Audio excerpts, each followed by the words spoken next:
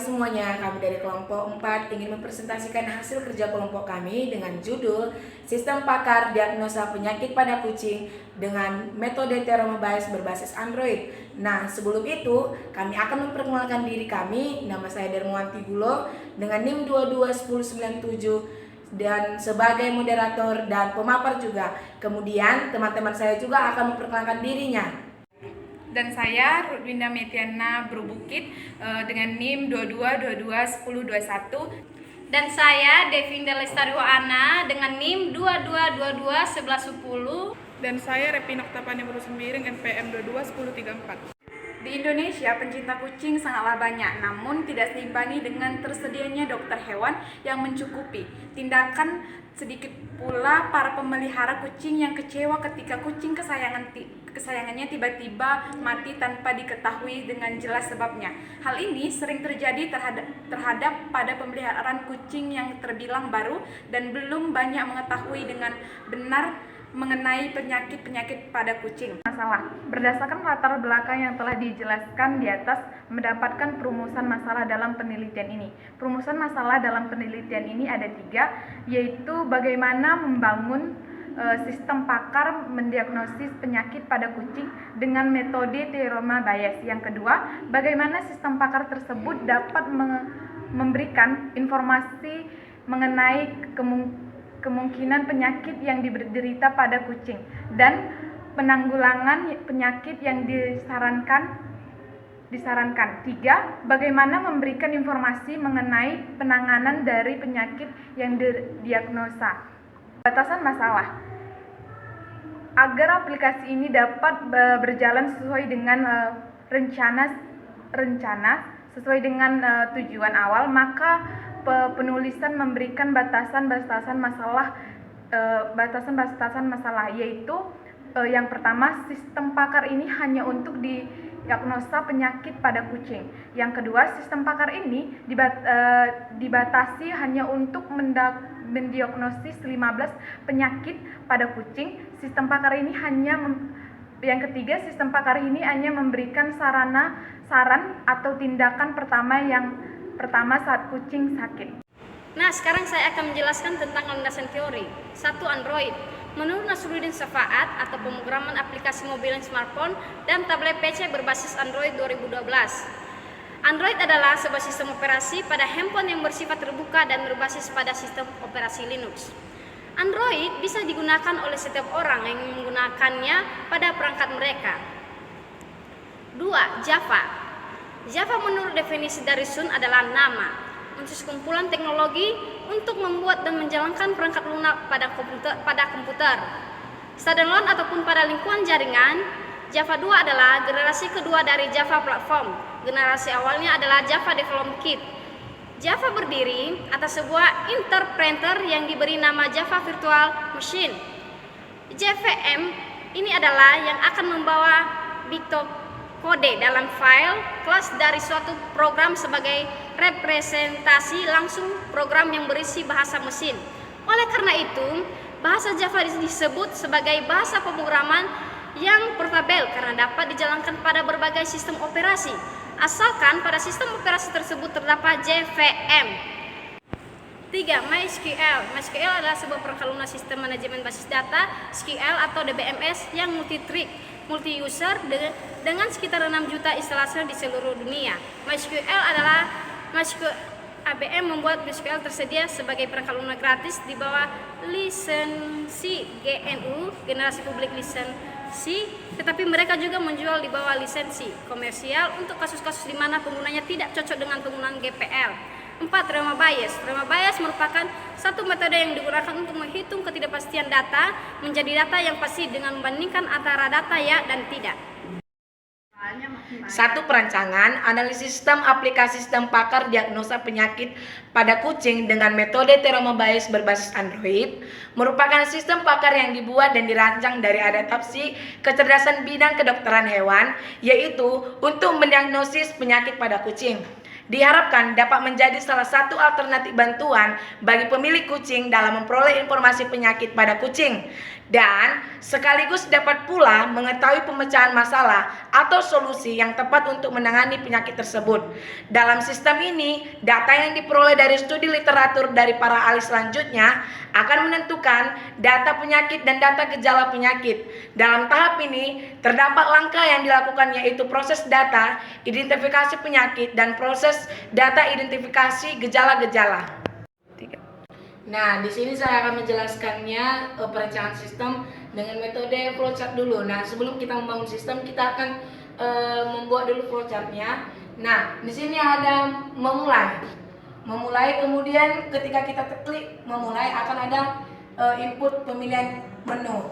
Nah, di pemilihan menu ini ada 1, 2, 3, 4, 5 pemilihan menunya, isinya yaitu yang pertama memulai diagnosa. Jika iya, kita akan ke proses gejala penyakit dan kemudian jika di gejala penyakit ini ada pemilihan gejala penyakit dan kita langsung memulai diagnosa.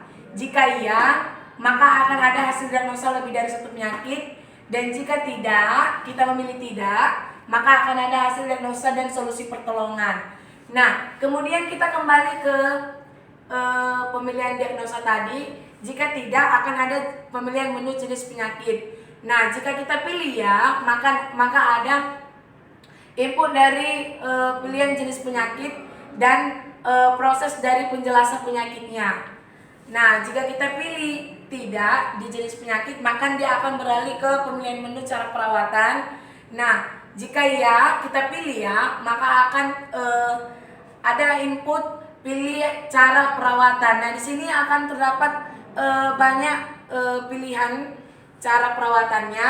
Nah, dan kemudian akan diproses dengan penjelasan cara perawatannya. Nah, jika tidak, maka akan beralih ke tentang aplikasi, yaitu jika kita pilih ya, maka akan ada proses atau hasil dari informasi tentang aplikasi. Jika tidak, kita akan exit, atau ketika kita ingin memulai kembali, kita akan memulai diagnosa, atau kita sampai di sini aja di exit, maka kita akan ke end. Nah, kemudian di penjelasan cara perawatan ini kita akan menemukan hasil diagnosa dikarenakan alur akhirnya ini ada.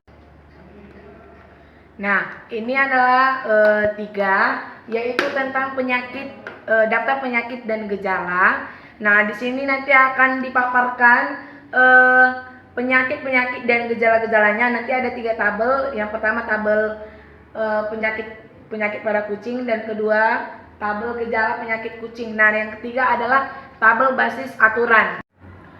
Tabel 3 basis aturan. Yang pertama ada if G1 dan P1, if G2 and G3 and G4 dan P2, if G5 and G6 dan P3, if G7 and G8 dan G9 dan P4, if G10 and G11 dan P5, if G12 and G13 and G14 dan P6, if G15 and G16 dan P7, if G17 and G18 and dan P8, if G19 and G20 dan G21 dan P9, if G22 dan P10. 4. Implementasi dan uji coba. Di sini akan terdapat halaman-halaman yang dimana yang sudah dirancang berbasis Android dan Terramobiles. Yang pertama, ada menu utama yang isinya adalah pemilihan menu-menu, yaitu menu mulai diagnosa, kemudian menu jenis penyakit, cara perawatan, tentang aplikasi, dan menu keluar. Nah, di menu mulai diagnosa ini ada terdapat gejala-gejala penyakit pada kucing, yang dimana nanti akan berisi 22 gejala yang sudah tersedia di tabel tadi.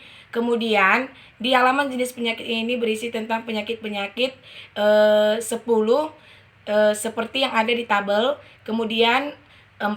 Halaman atau menu halaman cara perawatan yang fungsinya adalah memberitahu atau memberikan penjelasan mengenai cara merawat kucing dengan baik dan benar. Kemudian 5. Menu halaman tentang aplikasi yang dimana ini berupa penjelasan-penjelasan tentang aplikasi sistem pakar yang dimana ini yang berguna untuk membuat pengambilan keputusan bahwa kucing kita ini mempunyai penyakit apa. Dan kemudian 6, ini adalah menu halaman keluar yang berfungsi untuk keluar dari aplikasi sistem pakar yang kita lakukan tadi untuk melakukan percobaan. Kesimpulan dari serangkaian uji coba dan analisis yang dilakukan terhadap sistem yang dibuat, maka dibuat suatu kesimpulan antara lain. Yang pertama, dengan menggunakan data yang dihasilkan dari uji coba, aplikasi dapat mampu berjalan baik secara fungsional untuk mendiagnosa penyakit pada kucing menggunakan metode teorema Bayes yang dapat memberikan kepastian kepada user yang akan di jenis penyakit dan solusi yang diberikan oleh sistem. Yang kedua, aplikasi yang telah dihasilkan mampu dipakai untuk mendiagnosa penyakit pada kucing serta memberikan solusi dari seorang pakar. Informasi yang dihasilkan dapat dijadikan sebagai alternatif tindakan pertama tentang penyakit pada kucing, meliputi jenis-jenis penyakit, gejala serta solusinya. Saran-saran yang bisa diberikan untuk pengembangan lebih lanjut mengenai aplikasi sistem pakar diagnosa penyakit pada kucing antara lain yaitu penambahan jenis penyakit pada kucing agar dapat lebih banyak informasi yang diberikan ke user serta perbaikan interfase yang lebih menarik di dalam aplikasi ini. Sekian dari pemaparan kelompok kami. Jika ada salah dalam berkata-kata atau bersikap, mohon dimaafkan. Terima kasih telah menyaksikan presentasi kami ini.